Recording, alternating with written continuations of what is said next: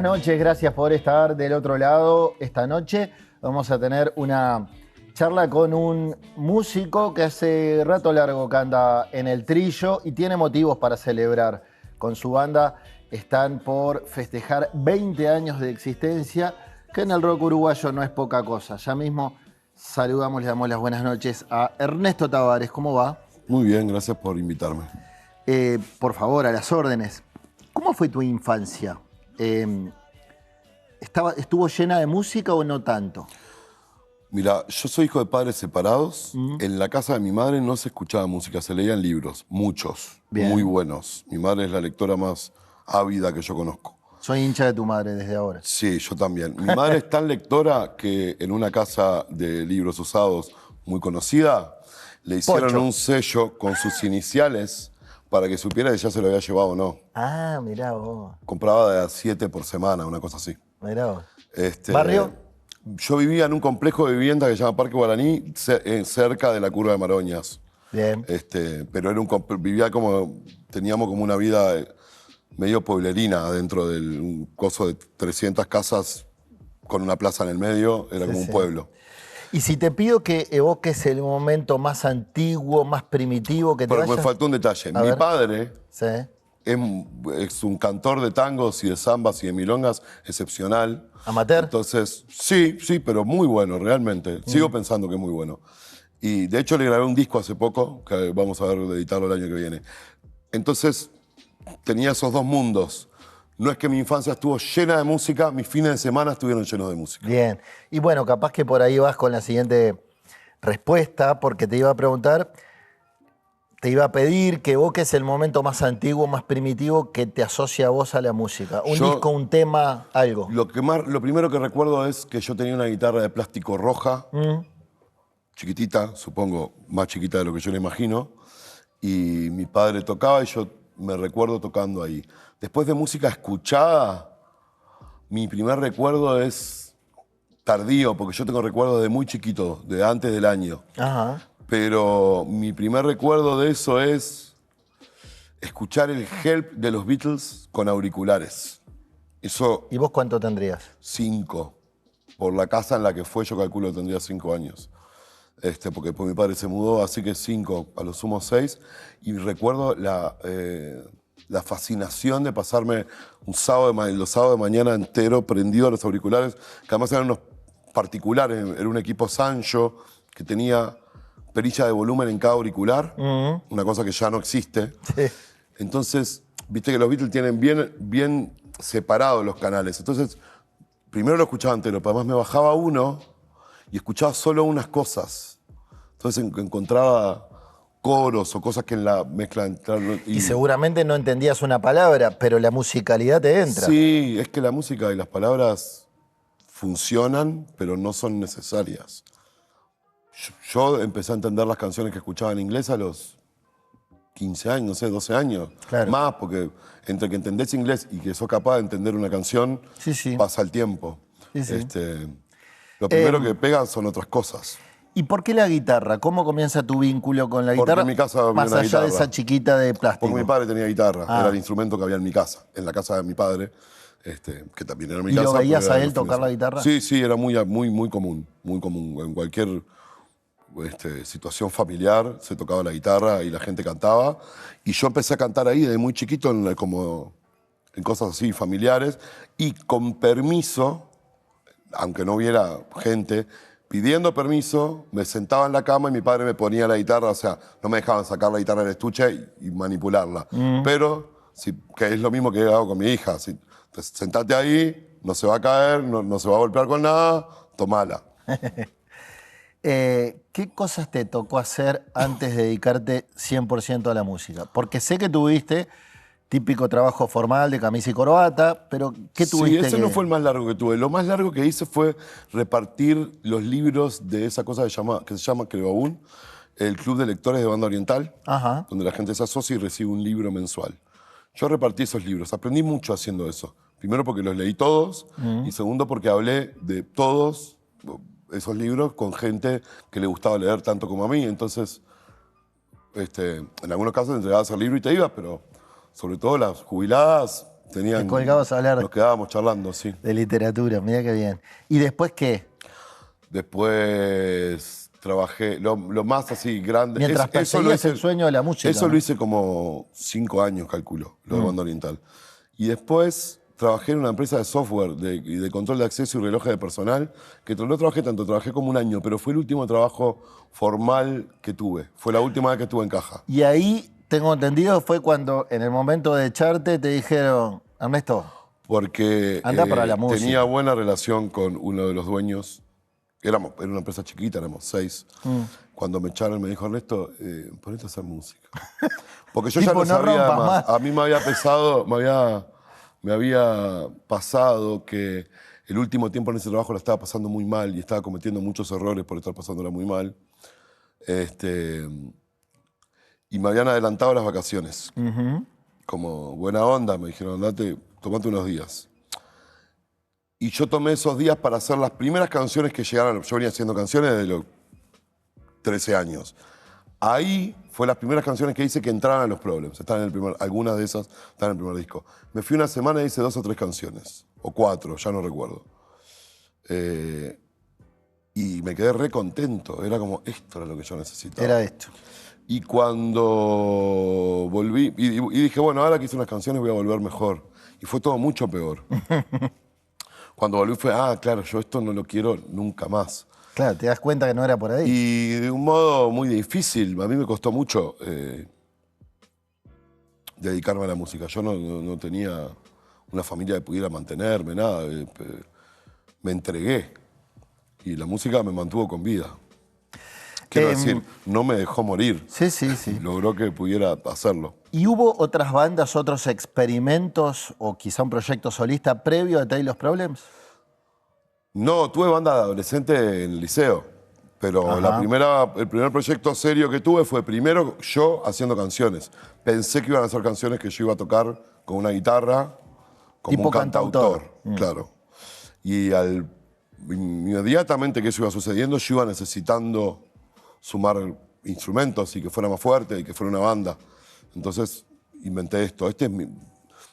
Tengo 42, cumplimos 20 años. Esto me ha llevado toda mi vida adulta. Sí.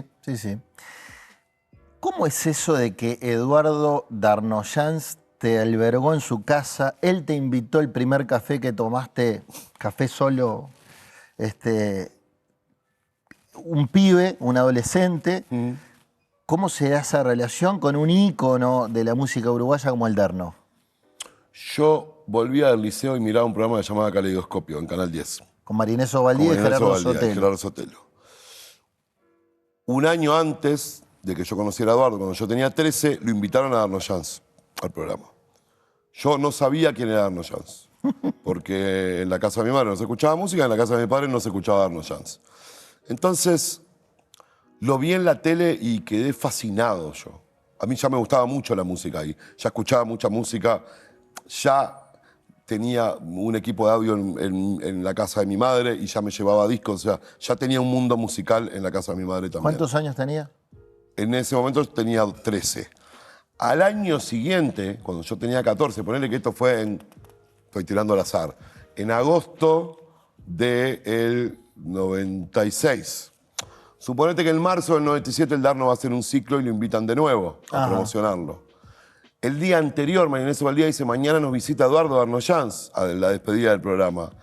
Y yo en ese momento llamé al canal, una cosa muy extraña, llamé al canal y le dije, quiero ir a verlo, porque yo no tenía ninguna posibilidad de verlo. Ahora, cuando yo salía del liceo, había un tiempo muerto hasta reencontrarme con mi familia, en la que yo estaba solo. Si yo no estaba en ese tiempo, no pasaba nada, nadie se iba a enterar. Bien. Entonces, llamé al canal y dije, mañana quiero ir a ver a Darnoyans. Me dijeron, no, pero no es con público. Yo dije, yo ya sé que no es con público, pero quiero ir. No, yo quería verlo tocar. Entonces, me dijeron, ¿cuántos son? Yo era un pibe de 14 años en ese momento. Y me dijeron, bueno, vení. Y salí al liceo y me fui a ver al Darno tocar, porque no podía ver tocar. Y me senté ahí a esperarlo y llegó Eduardo. Me dijo, ¿por qué estás acá?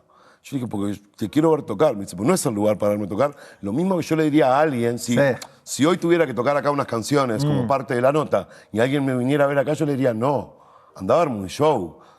Y le dije, no puedo. Entonces me dijo, bueno, probó sonido, había una hora de espera y me invitó a tomar un café en el Saeta, en el bar de la esquina de Canal 10. Y fue el primer café que yo tomé como un adulto. Claro. Porque yo iba a bares con mis padres. Sí. Pedía una coca o un café con leche. Claro. La primera vez que alguien me trajo un café fue el mozo del Saeta.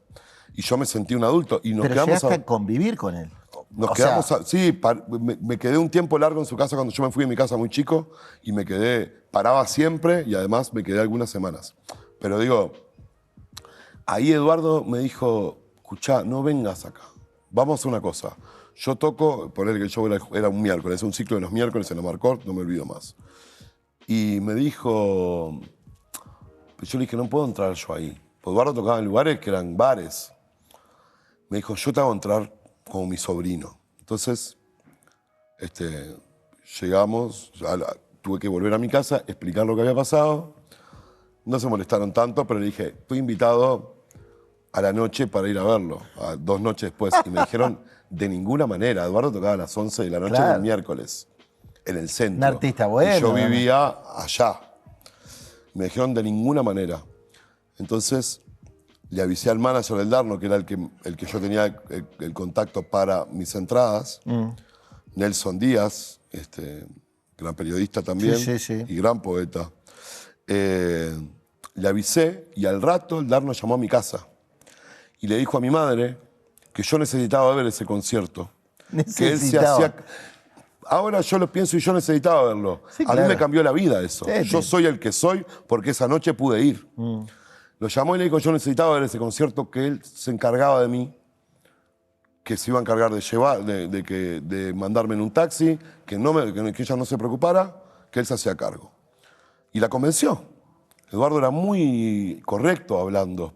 Era divino y fue muy amable con mi madre y le dijo, señora, su hijo le va a hacer bien, necesita ver esto. Y desde ese día no me perdí, eso fue a los 14 años, no me perdí. Hasta que Eduardo se murió me debe haber perdido 4 shows. Siempre fui a los conciertos y nos hicimos ¿Y como amigos. Compositor crees que aprendiste algo de él? Sí, mucho, pero del oficio. Hay un oficio en esto. Hacer canciones se aprende haciendo canciones. Sí.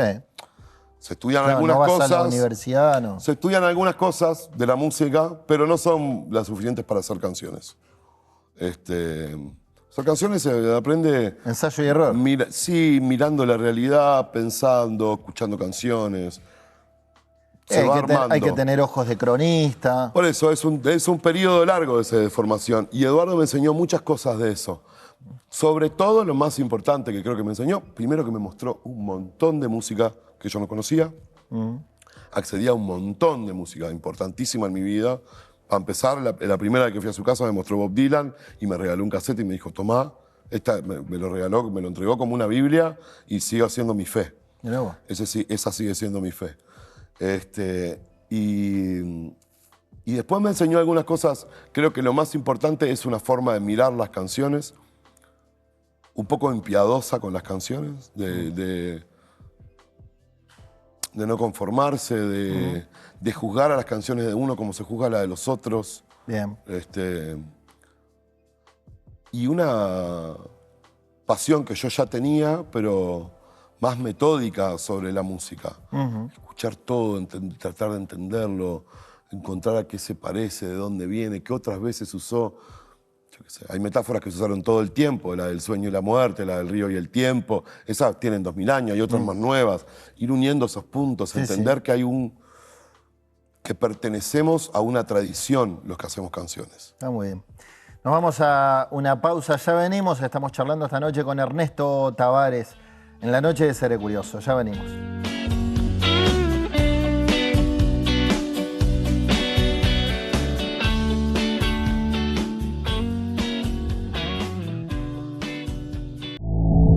Oportunidad, del latín op, hacia, y portus, puerto. Hacia el puerto van las oportunidades y desde ahí llegan a todos. Oportunidades de 20 pies, de 40, con productos que empresas van a repartir, comercios a vender y más de 3 millones de personas a disfrutar. Otras que viajan al mundo en botellas de Tanat, cortes de res o granos de arroz. También en cada carga que llega y sigue hacia otros países van oportunidades para el nuestro. Oportunidad es estar frente a algo bueno. Hoy tenemos la oportunidad de convertirnos en una gran puerta de entrada y salida del continente y pasar de ser un puerto modelo a ser un puerto hub regional. Estamos trabajando para ampliar la terminal Cuenca del Plata y sumando infraestructura para estar a la altura de los principales puertos del mundo, para recibir barcos de cualquier tamaño y bandera y así seguir generando oportunidades que queden acá. Terminal Cuenca del Plata. ¿Qué esperás? ¿A que pase qué? ¿A que venga quién? Y te pongas algo. Al final será el hambre que nos ponga de pie, nos baje del árbol.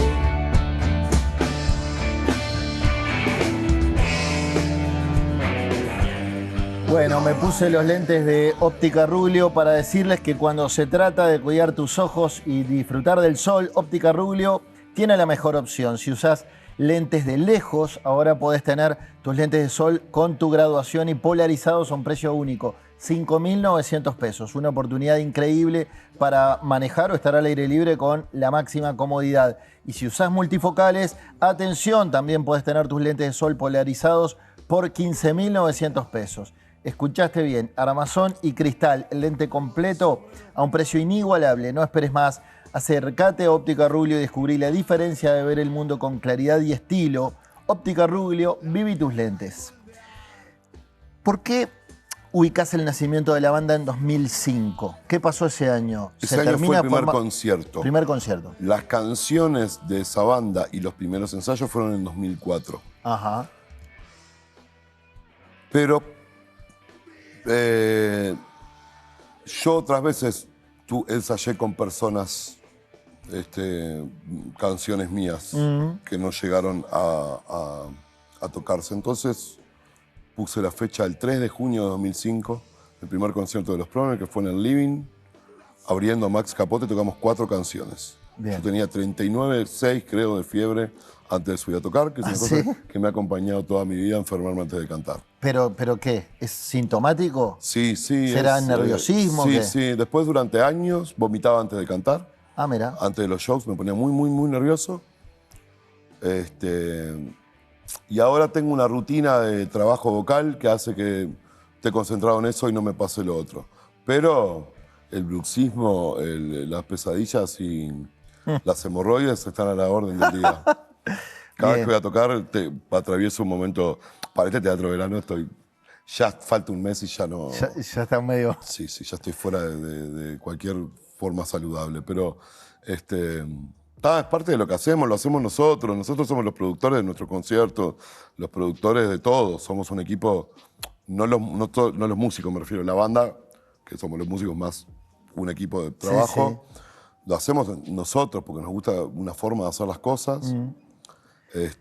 Y tuvieron un debut discográfico promisorio con Malditos Banquetes del año 2007, una mezcla de rock garage, folk, que además fue premiado con el Iris, los premios que daba El País, y el Graffiti a Mejor Álbum de Artista Nuevo de Rock en 2008.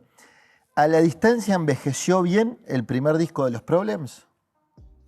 Sí, es curioso la palabra envejecer ahí, porque justo lo que me está pasando. Ahora, para los 20 años, estudié todo eso.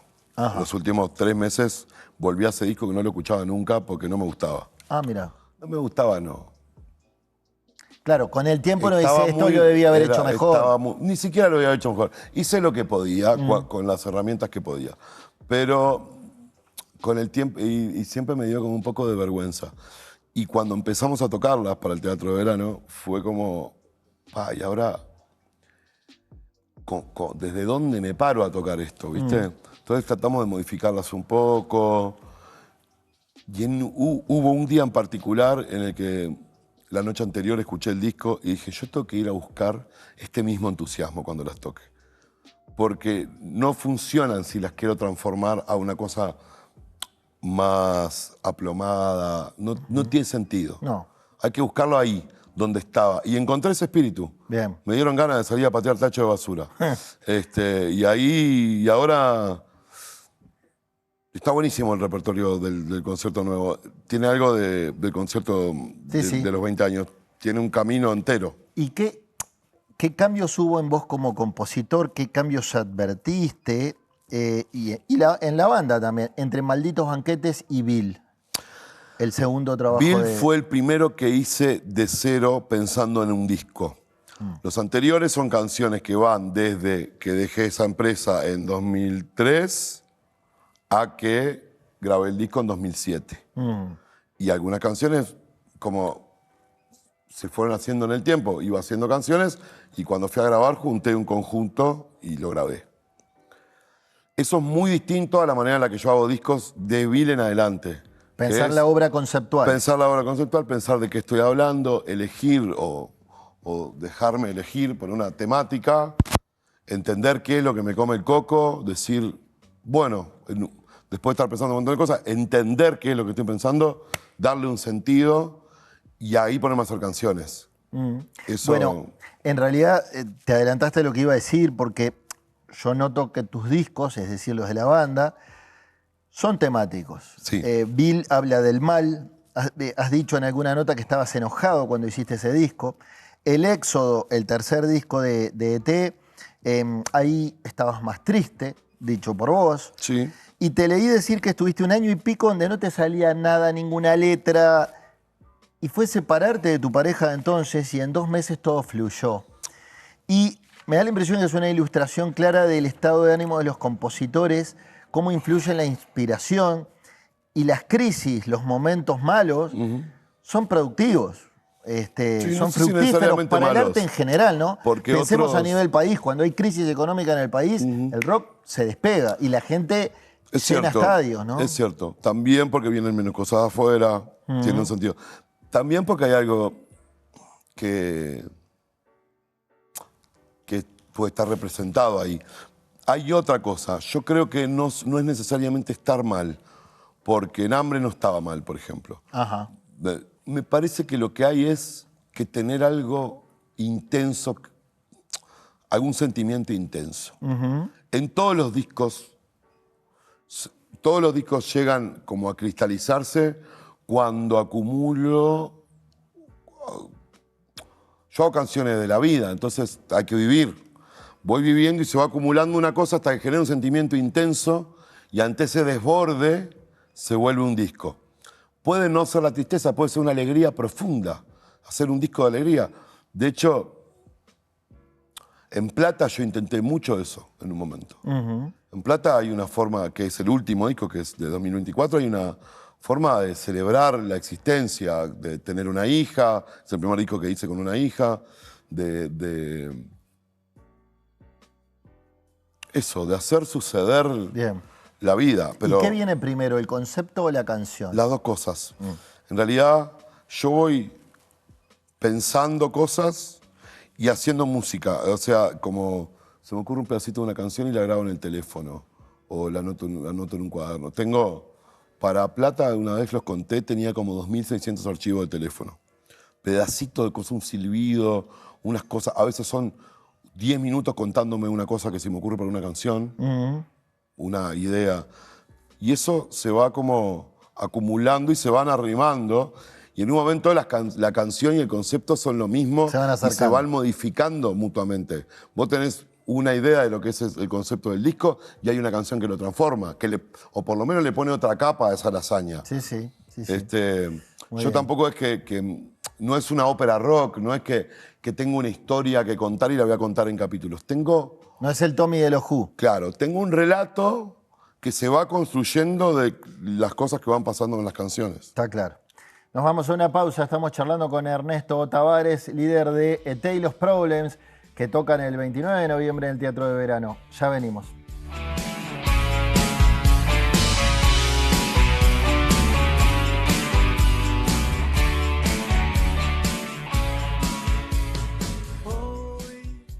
Grupo Gama. En Grupo Gama trabajamos para hacer la diferencia. Con responsabilidad, dándole valor a la vida. Y lo hacemos en familia, para las familias y las empresas del Uruguay. Conéctese usted también a Grupo Gama. Con Grupo Gama te sentirás seguro, te sentirás en familia. En UTE queremos reconocer a esas personas que con su energía hacen grande a nuestro país. A los anfitriones que ponen la casa para las juntadas, sabiendo que después nadie es capaz de levantar ni un plato. A esos optimistas del tiempo, que aunque el pronóstico diga 90% de lluvia, la van igual, por más que caigan pingüinos de punta. A esas personas generosas de alma, que dejan que todos se bañen primero y cuando por fin les toca, no tiran la toalla. A esos padres y madres que cargaron a sus hijos de chicos y ahora de grandes no son capaces de devolverles el auto con carga. A los que sufren el síndrome de la sábana corta, pero siempre es corta para el mismo lado. En UTE creemos que todo lo que das vuelve. Por eso creamos el Plan Redondo, porque comprando cualquiera de estos equipos, UTE te devuelve 2.500 pesos en tu próxima factura. Informate más en ute.com.uy. UTE, avanzamos con energía.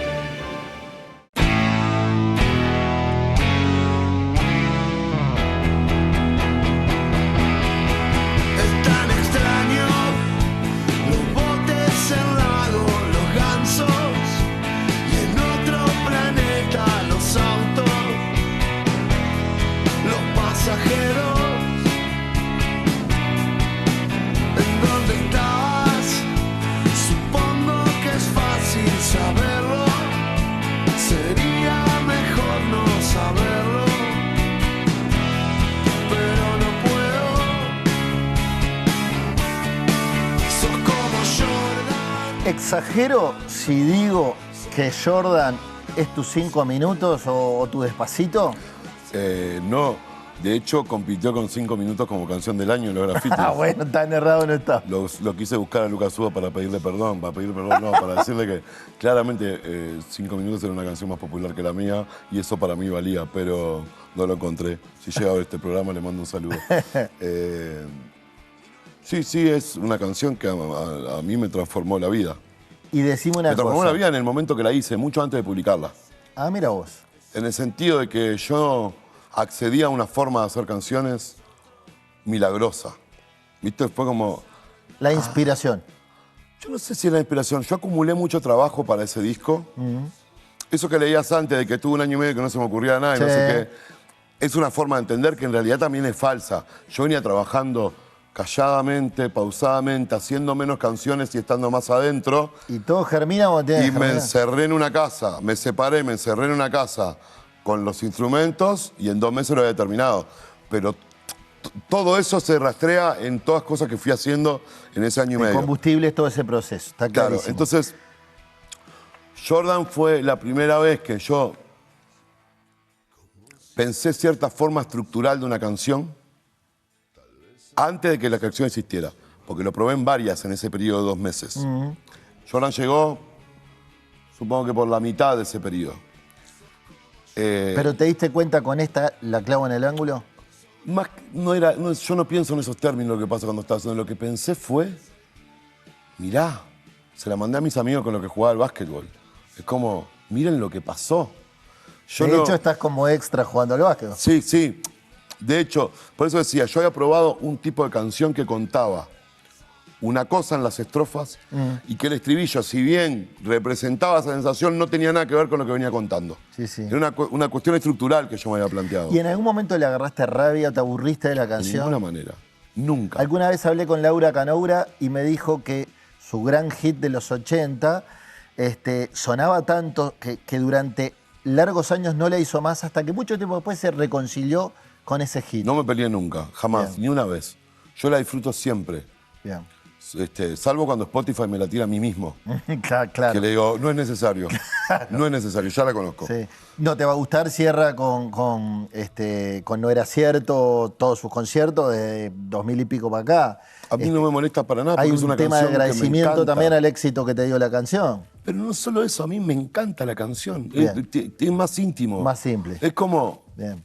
me encanta. Desde el momento que se me ocurrió, me encantó. Está Y bien. me sigue gustando. Como me gustan canciones de otros. Como hay otras canciones de otras personas que me Sí, encantan, sí, me sí. encanta esta. Y este año vi que una marca de automóviles Sí. tomó Jordan para musicalizar su campaña. ¿Cómo te llevas con eso? Porque los más puristas podrían tildarte de vendido, se vendió al imperialismo, al consumismo. Alguna vez lo hablé con Guille Pelufo eso, porque habían prestado un tema de Trotsky para una marca de refrescos. Y hubo un debate a la interna de la banda de Trotsky y dijeron, bueno, pero esta guita nos va a servir para comprar tal y tal equipo, y, vamos a usarla para la música y bueno, le damos la canción. Yo ¿Vos el cómo te único, llevas a con mí eso? el lugar donde me preocupa que eso pase es en lo compositivo. Es decir, yo no hago canciones para que se vendan. Yo no hice Jordan pensando en cómo se iba a vender. Está claro. Cuando la terminé, no me pregunté, no me dije, con esta la clavo en el ángulo.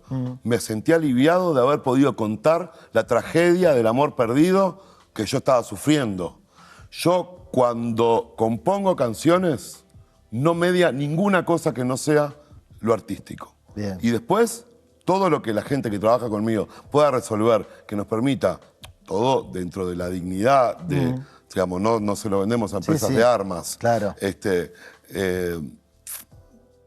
Pero todo eso nos permite poder hacer un teatro de verano, poder Claro, vivir es guita que vos la podés invertir en arte. y en vivir. Yo me tengo que mantener vivo para hacer canciones. Está bien. Pero eso es lo importante.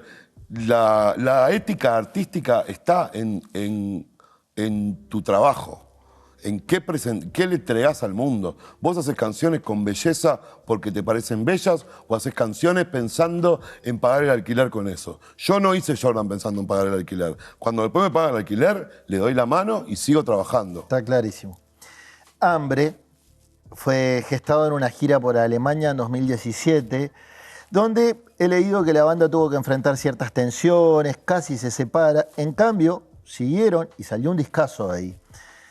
Y pensaba, cuando hacía el guión, cómo a veces hay que saber capear el temporal, y mirá que uso una metáfora marítima, un tema que fue combustible para vos, porque después va a llegar algo mejor, un destino más luminoso. Sí, ese fue el momento donde estuvo más cerca de terminarse esta banda. Porque fue muy difícil la gira, estábamos muy pobres, mucho tiempo.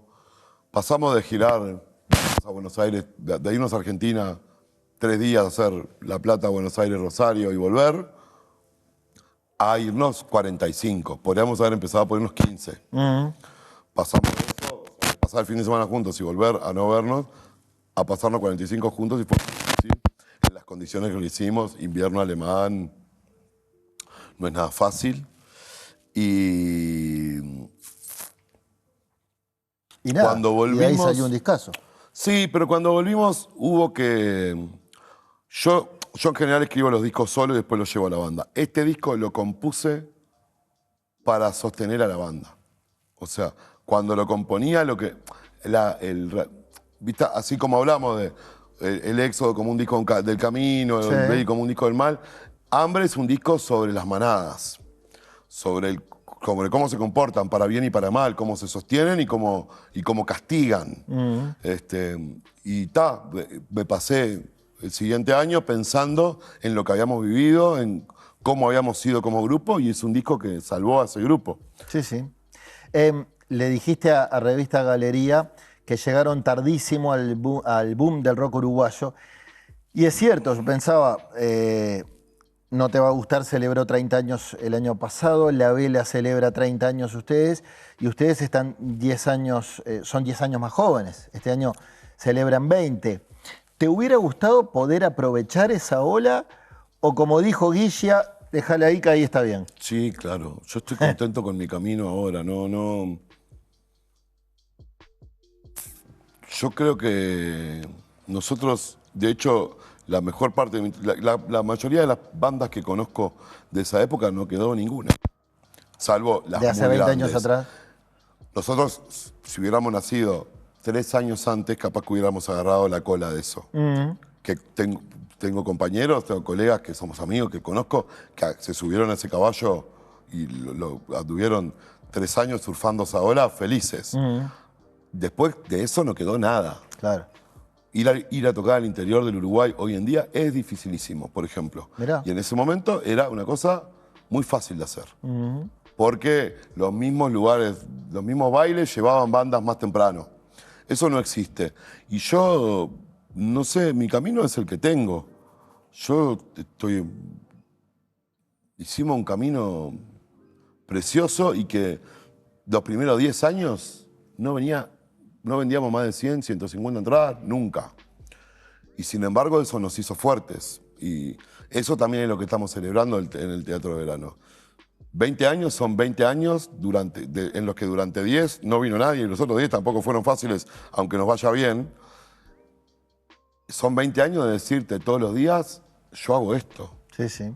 Hay que pararse todas las veces, es dificilísimo eso. Ahora que estamos escuchando todos los discos, recorriéndolos, tocando, acordando, ¿te acordás que vos qué hacías ahí?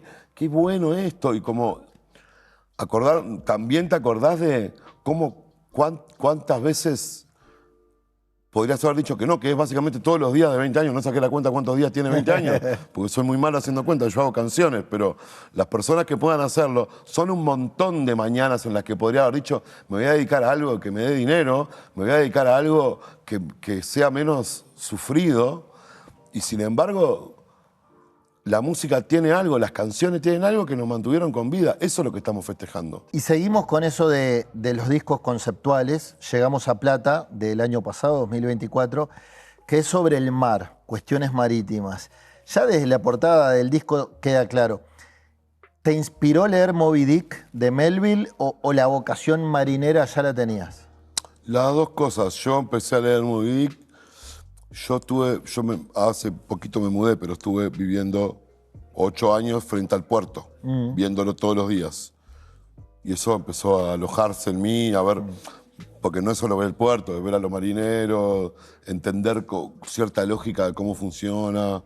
Y después en la pandemia quedé ahí en el balcón mirando el puerto y cuando tuve que hacer un disco, me puse a hacer un disco del mar, que era como imaginar algo más allá de lo que yo podía ver. Sí, sí.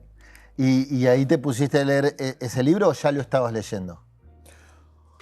Yo ya lo había leído adolescente y... Pues es un clásico, ¿no? Sí, y es un novelón. De la literatura universal. Pero no tengo claro quién fue primero. Ahí es donde eso que te digo, donde las ideas y los actos se van acomodando.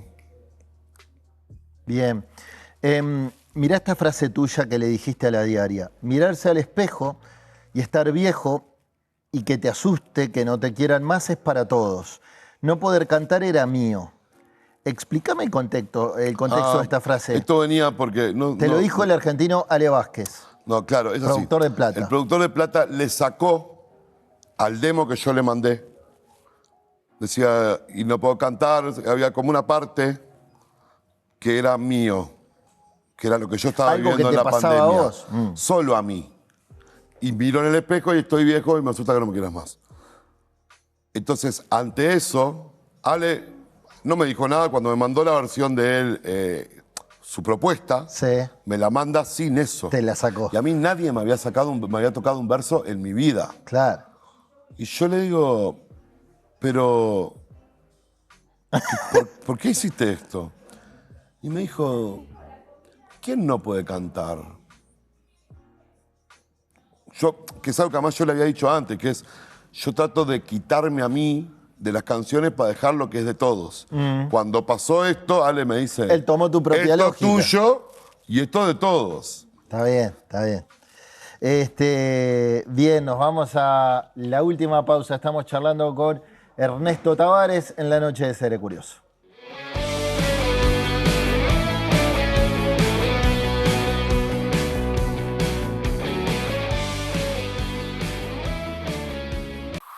Elija bien. Más opciones, mejores decisiones. Somos una empresa que tiene como objetivo brindar a nuestros clientes profesionales y particulares un servicio completo en sus proyectos de obra. Ofrecemos asesoramiento técnico, personal idóneo y materiales de primera calidad. Arte Aluminio, la empresa líder en aberturas en Uruguay.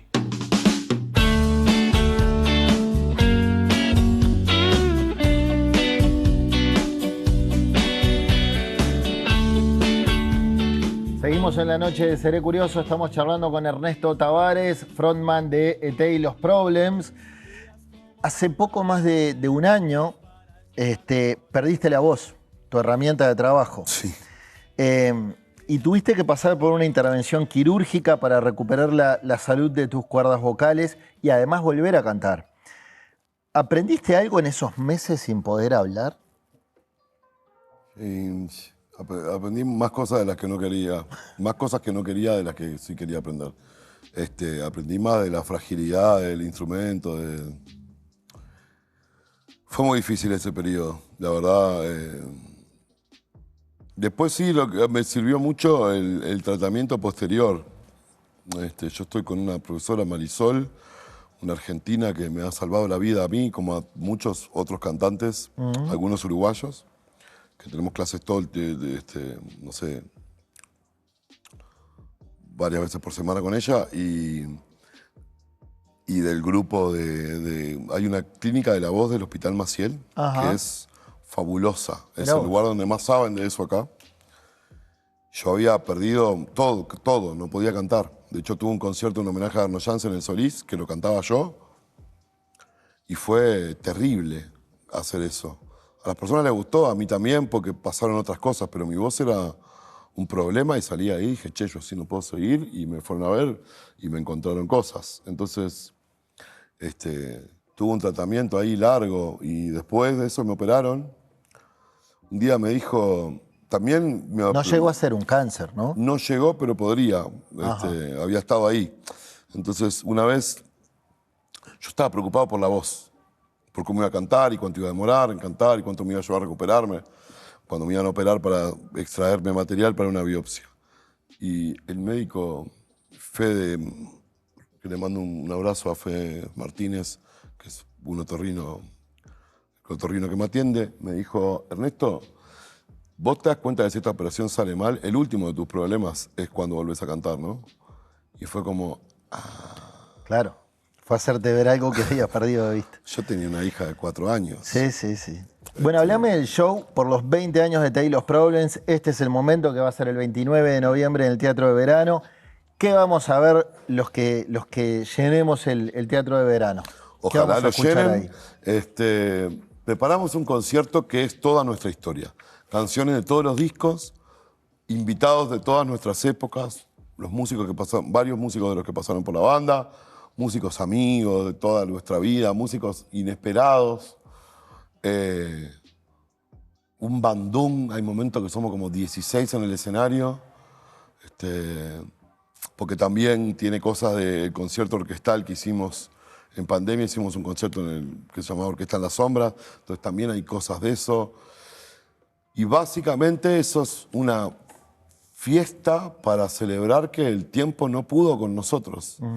Ya va a poder, pero por ahora no pudo, y mientras no pueda vamos a seguir festejando. Está bien. Y vamos a grabar un disco en vivo, y una película, así que quienes vayan, si cantan fuerte se pueden escuchar después en la casa. Está muy bueno. Las entradas ya están a la venta en Ticantel, se viene vendiendo muy bien, estamos muy contentos con cómo viene, igual nos faltan, necesitamos vender más, porque para un concierto común de los Problems es una locura lo que vendimos. Para un teatro de verano todavía nos falta. Está bien. ¿Nina te enseñó algo de vos que desconocías? Sí, hija. Todos los días. Tu hija de 7 años. Todos los días. Todos los días. Es un espejo permanente, Nina. Incluso yo aprendí con Nina yo sé que hablo mucho. Todas las personas con las que viví siempre me dijeron que hablo mucho. Yo vengo de una casa donde todo el mundo habla mucho, uno arriba del otro. Son 5 personas hablando. Cuando yo era chico éramos 5 personas hablando una arriba de la otra. Y a los gritos. Pero No sé, aprendo todo. The Emoji es la cosa más importante de la vida. Está bien. Te vas a llevar este obsequio de los amigos de Óptica Rubio, un voucher para cambiarlo por lentes, por los que tú elijas en la óptica. Y la pregunta del estribo, ¿sos un tipo feliz? Sí, me cuesta un montón, pero sí. ¿Te autoexigís demasiado? No me autoexijo demasiado, no, la vida es difícil. Soy un tipo feliz que paga el precio de eso. Está muy bien. Gracias, Ernesto. Gracias a ustedes. Señores, gracias por la compañía. Les recuerdo, les sugiero que entren al canal de YouTube de Trimax Live y se suscriban para estar al tanto de todas las novedades de la productora. Y solo me resta invitarlos a dentro de una semana nos vean por la pantalla de BTV, este programa que hacemos con mucho cariño. Chau, chau. Estoy solo.